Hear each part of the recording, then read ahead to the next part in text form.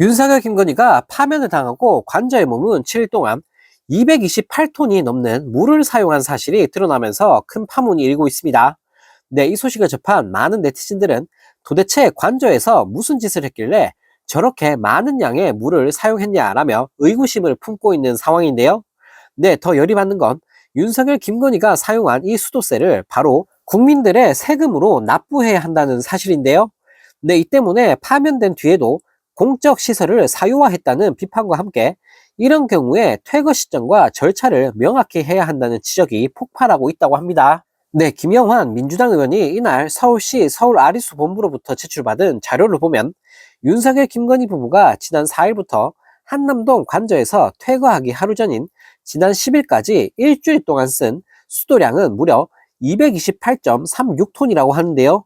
네, 이는 일반적인 2인 가구 한 달 평균 수도 사용량의 16배 수준인데, 네, 해당 기간 윤석열 김건희 관저의 수도 요금은 총 74만 6,240원으로 집계됐다고 합니다. 네, 특히 윤석열이 파면 후에도 관저에서 사용한 수도, 전기, 가스 등 공공요금은 세금으로 납부될 것으로 보인다고 하는데요. 네, 또 민주당 김영환 의원실은 한국전력의 윤석열이 파면 직후 관저에 잔류한 기간 동안의 전기 사용량과 금액도 질의했지만 한전은 공공기관의 정보 공개에 관한 법률에 따라 제출이 어렵다라는 개소리만 날렸다고 합니다.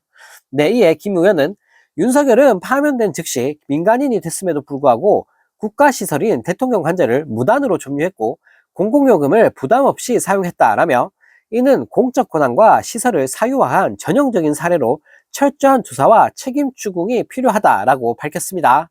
네, 또 다른 소식입니다. 더불어민주당 이재명 대표가 미국 타임지가 선정한 2025년 세계에서 가장 영향력 있는 인물 100인에 오르면서 네, 무식한 이찌기들을 좌절에 빠뜨렸습니다.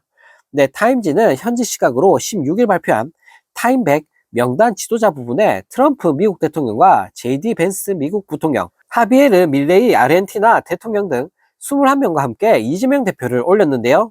네, 타임지는 농사꾼 집안의 7남매로 태어나 소년공으로 일한 이재명 대표 어린 시절을 언급하며 그가 정치적으로 부상하는 것은 쉽지 않았다라며 운을 뗐습니다. 네, 이어 이 전 대표는 성남시장과 경기도지사를 지난 후 지난 2022년 열린 대선에서 윤석열에게 패했고 2년 후엔 목을 찔리기도 했다고 설명했는데요. 네, 그러면서 이 전 대표가 12.3 비상계엄 당시 국회 울타리를 넘으며 계엄 명령을 철회하는데 주요한 역할을 했다라고 전하며 네, 이재명 대표를 극찬했습니다. 네, 또 이러한 영향으로 그의 이러한 극적인 인생 전개는 한국의 차기 지도자가 되는 것으로 마무리될 것으로 보인다라고 전하며 네, 이찌기들을 멘붕에 빠뜨렸는데요. 네, 그러면서 타임지는 이재명 대표가 오늘 6월 대선에서 승리할 가능성이 가장 높은 후보라고 평가하면서 보상으로 더욱 호전적인 태도를 보이는 북한과 고조되고 있는 무역 전쟁을 마주하게 될 것이라고 말했습니다. 네, 하지만 이 전 대표가 극복해온 도전들을 감안하면 그가 겁을 먹을 가능성은 거의 없다라며 네, 이재명 대표를 매우 높이 평가했습니다. 네, 이런 가운데 헌법재판소가 한덕수 내란 대행의 헌법재판관 지명 관련 효력 정지 가처분 신청을 인용한 것을 두고 국진당이 술렁이고 있습니다. 네, 더불어민주당이 집권할 경우 윤석열 불법 개헌과 내란에 동조한 책임을 물어 위헌정당 해산 심판을 청구할 수 있다는 우려가 국집 내에서 커지고 있는데요. 네, 17일 국힘당 한 중진 의원은 한덕수의 헌법재판관 지명 계획이 무산 위기에 처한 것과 관련해 심상치 않다는 느낌을 받았다라며 정치판이 이상한 방향으로 흘러가는 것 같다.